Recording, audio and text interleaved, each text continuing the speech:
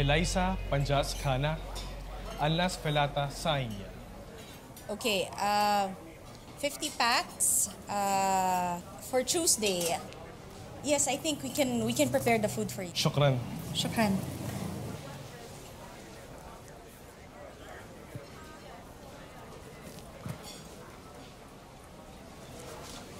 Bagong customer? Oo. Lakas ng kitirin mo ah. Oo nga eh.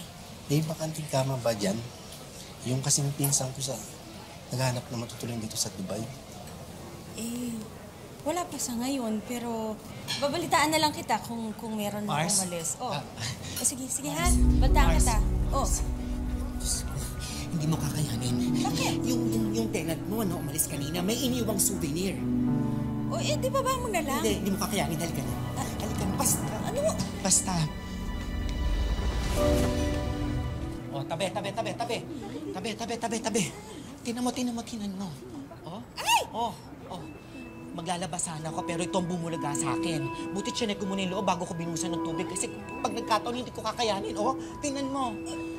Saan galing yan? Hindi ko alam eh. Pag chemico, humilong sa akin, humulong din ako. Oh. Kamusta? Uy, paano ba to? Kunin mo. Paano ba ito kunin?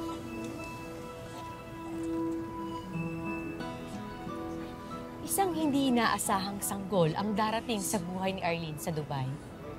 Ilang taong nang nagtatrabaho sa Dubai si Arlene bilang cook sa isang restaurant. Nang makaipon, nagbukas na siya ng sariling karinderya at catering business. Nagpapaupa rin siya ng mga kwarto sa mga kapwa Pinoy na nakikipagsapalaran din sa Dubai. Paano nga ba babaguhin ng isang inabandonang sanggol ang buhay ni Arlene?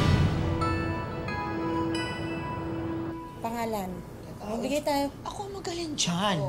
Diba? May special touch ako pagdating sa ni. Since sa ni dito tayo. Parang bongga yung Aya. Diba? Aya? Oo, miracle sa Arabic. Oo. Oo nga, sige. Dahil miracle baby ka at nandito ka na sa amin, Aya na ngayon ang ipapangalan namin sa'yo. Diba? Ay, Aya! Aya!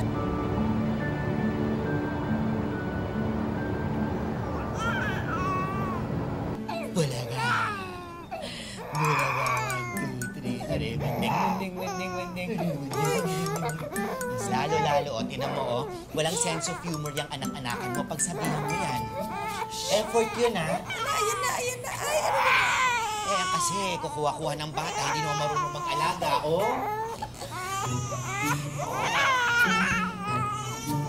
Ano bang gusto mo? Ano gusto mo ba? Kargahin mo kaya. Kapag baby, kapag inaantok, gusto yung karga-karga sila. Tapos mas nako-comfort sila kapag nasa tabi sila ng dibdib ng nanay nila. Gawin mo. Kargahin mo.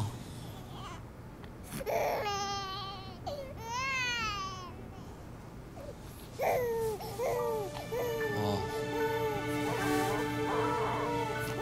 Tingnan mo. Tumigil.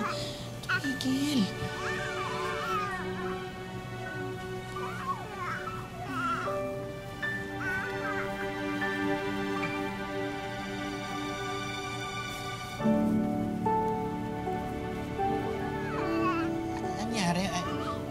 Bakit? Naiiyak ka ba o ano? Suko ka na ba? Time first na ba sa pagiging ina? Ano? Tears of joy lang. Tears of joy. Yung kaya mo magpatulong ng bata.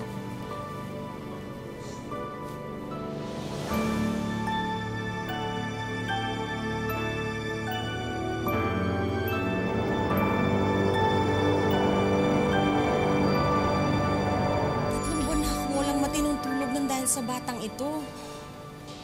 Ay, apo. Day tananang na.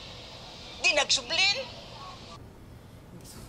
Hindi ko alam eh. Alam mo, pinaghahanap na namin ni Mark eh. Hanggang umabot na nga kami sa Al Ain eh. Eh hanggang ngayon, wala pa daw. Ang balita namin, mukhang umuwi na sa Pilipinas. Alain mo, Nay.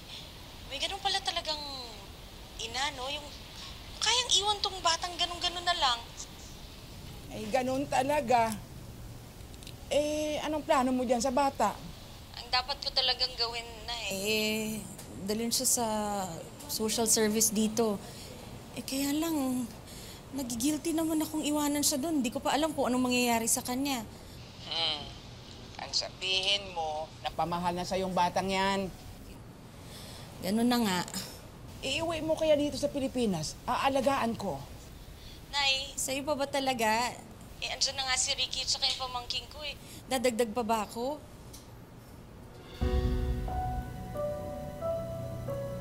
Nay. Nay, ano nangyayari sa'yo, ha? Ba't nananahimik ka? Nay! Walang anuman ito. Maatake na siguro ang migraine ko. Si Lola! Nahila na naman yata! Ay! Paano kayo? Tara na sa loob. Ang migraine. Okay, sige na. Mamaya na kayo ulit mag-usap ni nanay. Sige. Nay, magpahinga ka, ha?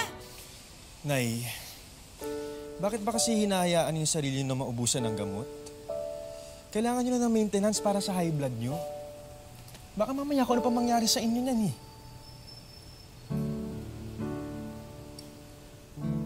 Bihira naman ako sumpungin.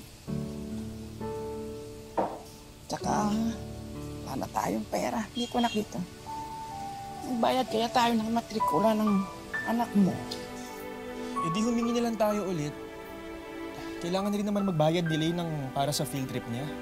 At saka yung pinangako niya sa cellphone, wala. Hindi rin naman dumarating. Teka, tatawagan ko nga ulit. Wag na. Wag na. Kakahiya din. Kaisipin ng kapatid mo na dahil wala siyang asawa, lahat na lang inaasa natin sa kanya. Hintayin na lang natin na magpadala siya ulit. Eh, ganun naman talaga. Tayo yung pamilya niya. Natural lang na tulungan niya tayo at suportahan niya tayo. Ay, intindihin mo rin ang kapatid mo. Magastos din naman siya doon. Lalo na ngayon. Inampo niya yung batang napulot niya. Abay, mas magastos kaya magpalaki ng bata doon sa ibang bansa. Pagsasabihan ko yan si ate. Alam mo, hindi ko nga alam bakit pinapalaki niya yung batang yan eh. Di naman niya kaano-ano. Dito.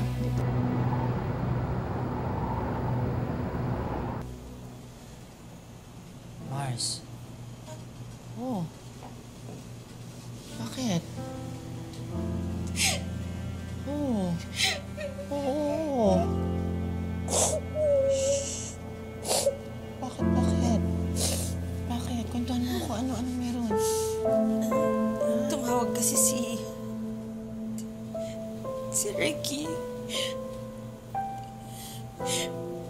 Napasurrender niya na sa akin si Aya sa otoridad. Bakit daw? Sila daw ang paglaanan ko ng pera, hindi ibang tao. Nakakaloka yung kapatid mo. Umaasa na nga sa'yo dahil wala siyang trabaho. May gana pang sumbatan ka tsaka turuan ka. Mars, hindi naman ako nagkulang sa kanila eh. Hindi ako nagkulang sa kanila sa pagsuporta. Alam ko. Mars, desidido ka na ba talaga kay Aya? Ikaw magpapalaki dyan. Napagmahal na sa akin si Aya. Saka Mars, alam mo naman na tumanda na ako mag-isa. Baka siya talaga yung chance ko para magkaroon ng anak. Naniniwala talaga ako na sagot siya panalangin ko. Bakit ko naman siya ibibigay sa iba? Oh, pero habang tumatagal yung batang yan dito, lumalaki ang problema mo. Diba sabi nung neighbor nating Arabiano na bawal yan yung basta-basta kanilang mag-aampon. Buti hindi tayo ni-report nun. Mars, 3 buwan na. Wala naman naghahanap sa kanya eh.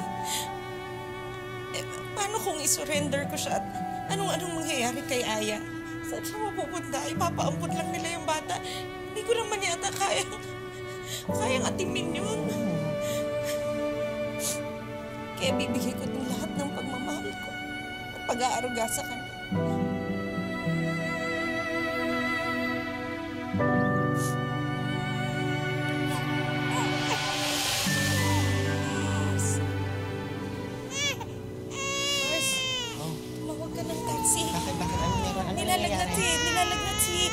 at saka namumutla na siya. Tumawag ka na. Tatawag na. Sige.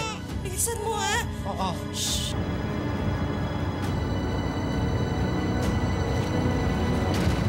It's si Doc Mars. Ay, Doc. Are you mother of the baby? Yes. She's anemic. Her hemoglobin is very low. We should prep you for test and possible transfusion.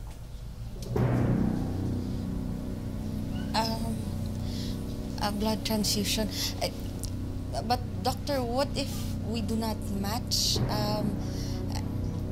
I said I was the mother, but I'm really not. I'm not understand.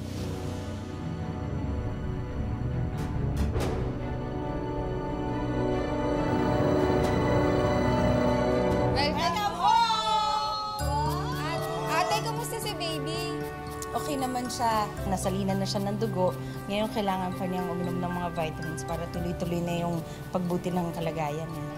Hindi kung gayon, it's a party time! It's a Wow. party! Mamaya na, it's a party time. Tom Jones ako, kumain muna tayo. Sige. Tama din naman Tayo sa biyahe. Tulog na tulog. Oo. We are looking for Erlene Joy Baccarat.